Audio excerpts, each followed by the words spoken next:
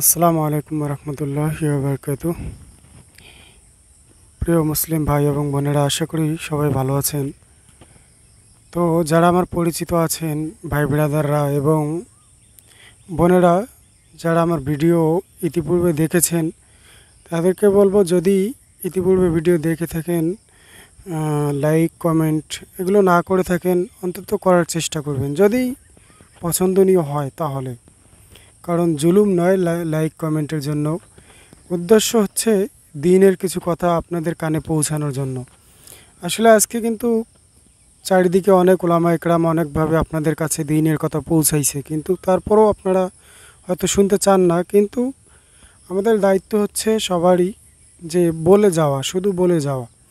তাই হয়তো আমরা শুধু বলে যাচ্ছি, আর আপনারা শোনেন বা না শোনেন এটা আমি বলি না।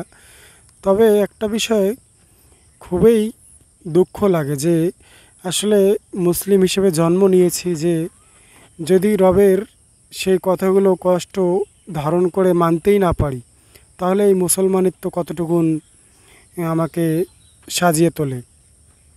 আসলে কথাগুলো একটু বোঝার চেষ্টা করবেন। যদি আমি মুসলিম হিসেবে জন্ম নেওয়ার পরও আমি কষ্ট করে আল্লাহর ইবাদতটুকুন করতে না পারি, তাহলে আমার এই মুসলমানিত্বটা কতটুকুন আমাকে সাজিয়ে তুলতে পারে। আপনারা আজকে কিন্তু দুনিয়ার জিন্দেগি সাজানোর জন্য অনেক কষ্ট করতে পারেন, কিন্তু দেখেন আল্লাহর ইবাদতের জন্য কতটুকুন কষ্ট করতেছেন। আমি একটা বিষয় খুবই কেয়ার করে দেখলাম, আমার যখন অনেক আমল ছুটে যায় তখন আমি বুঝতে পারি যে আমার আমল ছুটে যাওয়ার কারণগুলো তো আমার নিজের অলসতাই আমি মনে করি। কেননা আমি যদি আমার রবের কষ্ট, রব যে আদেশ দিয়েছেন এই আদেশগুলো কষ্ট করে না মানার চেষ্টা করি, তাহলে কিভাবে হলো? আমি তো দুনিয়ার জিন্দেগি আমি সাজানোর জন্য, সব কিছু করার জন্য, মা বাবার কথা শোনা, ভাই বোনের কথা শোনা, সবার কথা শোনার জন্য কত কষ্ট করেই না দুনিয়াটা সাজানোর চেষ্টা করি, তাই না? তাহলে কেন আজকে রবের কথাগুলো না শুনে এড়িয়ে চলতে পারি? তাহলে এটা নিশ্চয়ই আমার গাফলতি, আমার অলসতা, সব কিছু মিলে আমারই দোষ এটা।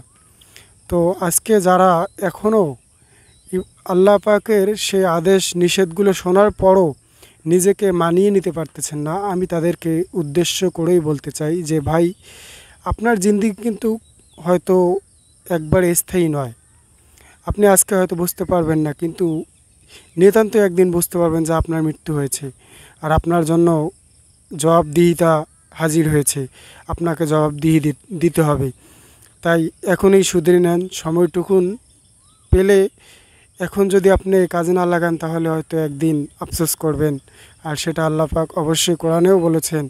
তাই আমি বলতে চাচ্ছি ভাই, সময় থাকতে নিজেকে ফিরিয়ে নিয়ে আসেন রবের দিকে, আল্লাহর ইবাদত করার চেষ্টা করুন, দ্বীনের পথে ফিরে আসুন, ফ্যামিলি দ্বীনের পথে গঠন করার চেষ্টা করুন।